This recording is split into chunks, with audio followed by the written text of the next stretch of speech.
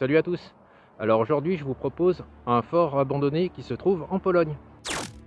Alors nous sommes ici dans un fort qui est vraiment gigantesque et qui a été conçu par un général russe d'origine polonaise. Ce fort a été construit en 1904 afin de relier la forteresse de Zerbst à la forteresse de Varsovie. Je vais bien sûr continuer à vous parler de l'histoire de ce fort, mais je voulais faire un petit aparté en vous montrant cette voiture qui est là depuis un petit moment je pense et qui est fortement saccagée malheureusement. Donc il doit s'agir probablement d'un vol et elle a été cassée là juste après. Elle a bien reçu et je pense qu'elle a été défoncée avec une masse. Le pare-brise est d'ailleurs en 1000 morceaux.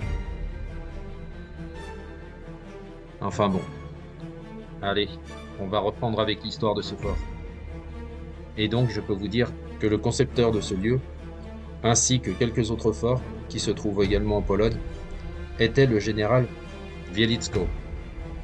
Bien sûr, je vous ferai part aussi de mes impressions lors de cette exploration, mais je vais vous raconter encore les quelques petites choses que je sais sur ce fort. Comme j'ai pu le dire un peu en début de vidéo, ce fort est situé sur la ligne Varsovie-Zerbst.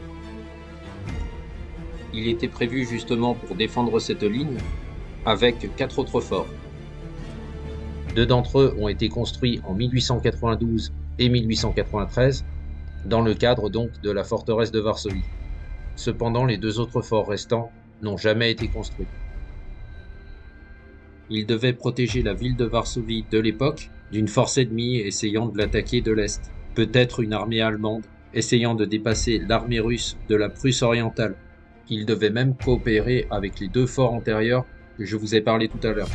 Ce que je vais faire, c'est que je vais continuer à vous parler de l'histoire de ce lieu, et en même temps je ferai place à mes impressions. Alors ce fort a été presque terminé en 1909, lorsque dans les faits de la guerre russe-japonaise perdue, un ensemble de réformes militaires a été adopté par le gouvernement russe. En conséquence, la forteresse de Varsovie a été dissoute et l'armée russe a commencé à démanteler tous les forts à proximité de Varsovie. Je ne sais pas si vous voyez ce que c'est, en fait ce qui se trouve au niveau de nos pieds, ça s'appelle du guano. En fait, c'est les fientes d'une chauve-souris. Donc, il doit y en avoir pas loin. Peut-être dans ce trou. Oui, et d'ailleurs, très légèrement, on peut la distinguer. Mais on va la laisser tranquille. Ce fort n'a pas été démoli, mais tous les armements et fournitures ont été retirés et la construction abandonnée depuis 1913.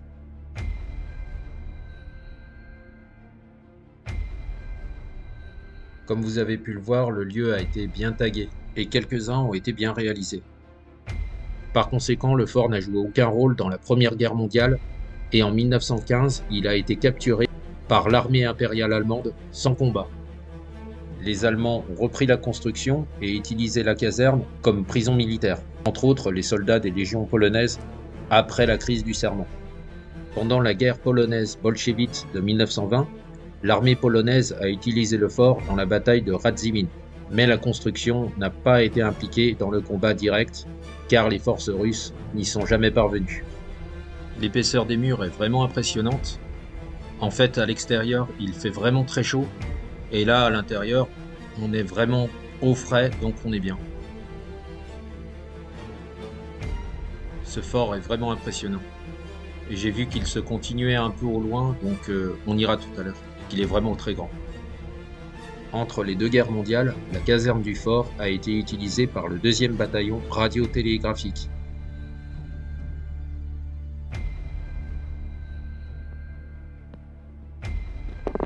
Alors là ça descend pas mal, donc on va aller chercher les frontales et les lampes.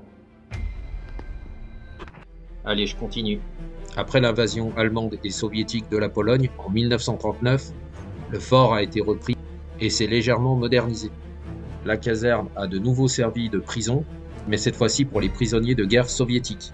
Plus tard, en 1944, le fort a été capturé par les forces soviétiques et a partiellement explosé. C'est vraiment très sombre, heureusement qu'on a nos lampes.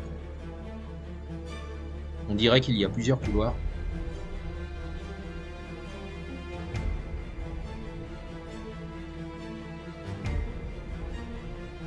Là, je vois qu'il y a un petit peu de lumière. Regardons à travers ce trou. Oui, je ne dois pas être très loin de la surface de la Terre. Donc j'ai dû remonter un peu.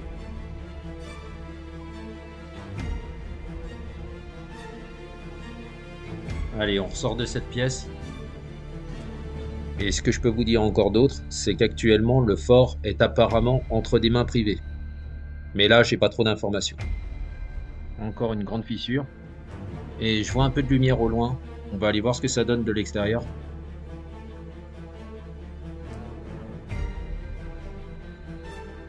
Faut ramper encore un peu, mais on y est presque. Ça y est, je suis à l'extérieur. Donc ça donne en plein dans la forêt.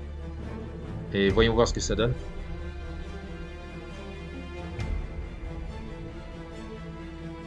Bon, là, je suis retourné un peu dans un autre couloir. Donc je suis rentré à nouveau par le trou là où j'étais sorti tout à l'heure. Afin de voir le fort dans son intégralité.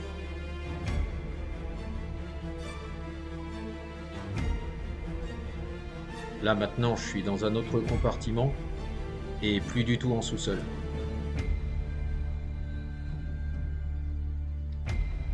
Après, j'ai quand même l'impression d'être dans un entre-deux, on va dire.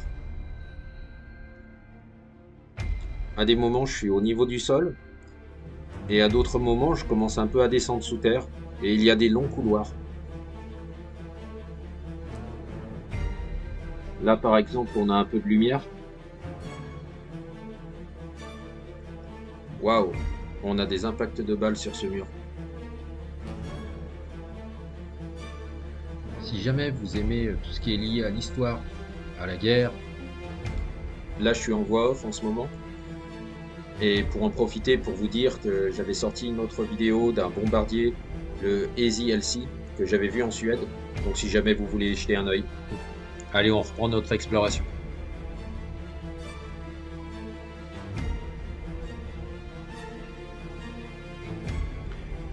On a quand même quelques petits déchets au sol. Du coup, ça a été un peu squatté. Là, voilà un conduit. Là, comme ça, vous pouvez encore un peu voir l'épaisseur des murs. C'est vraiment un domaine gigantesque. Ça a un certain charme, je trouve. Tous les couloirs et les tags qui commencent à être un peu plus nombreux. D'ailleurs, il va en avoir quelques-uns qui vont être assez sympathiques.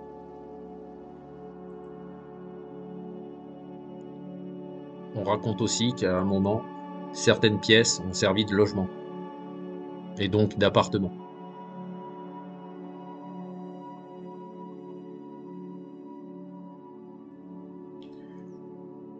Le conduit que je vous ai montré tout à l'heure, sauf que là je suis au-dessus, alors que tout à l'heure j'étais en bas.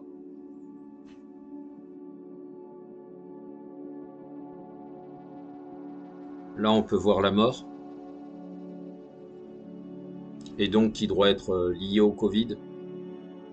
Je sais pas ce que veut dire Predzibam, mais Covida oui, et c'est assez facile bien sûr.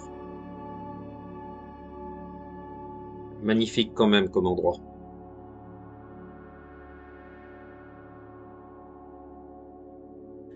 Quelques tags un peu plus colorés.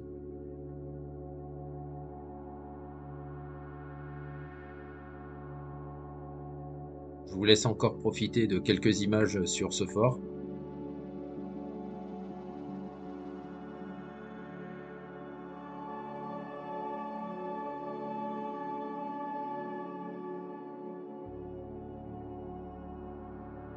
Un petit glissement de terrain.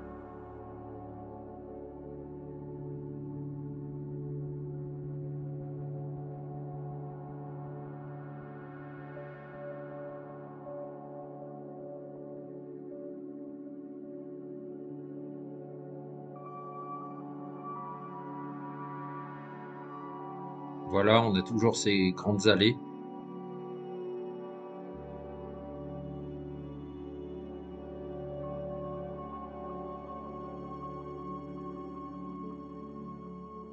Vous avez pu constater qu'il y a largement plus de tags qu'au début,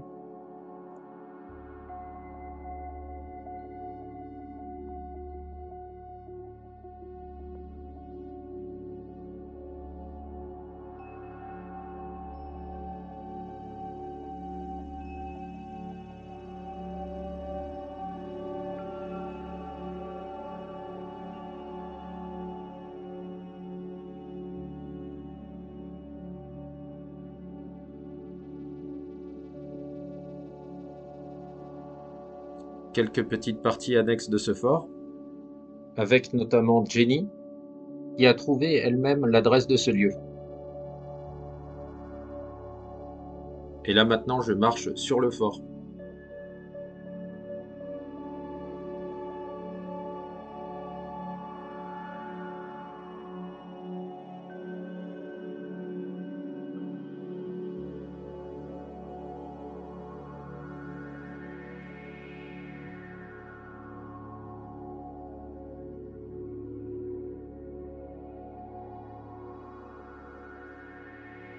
Allez, je vous dis à bientôt. Donc si tu Ah trouves oui, cette ça vidéo c'est pas mal. sympathique, tu peux lui mettre un pouce. Comment tu fais ça? C'est vraiment une quiche en informatique celui-là. Voilà, c'est bon, on est abonné.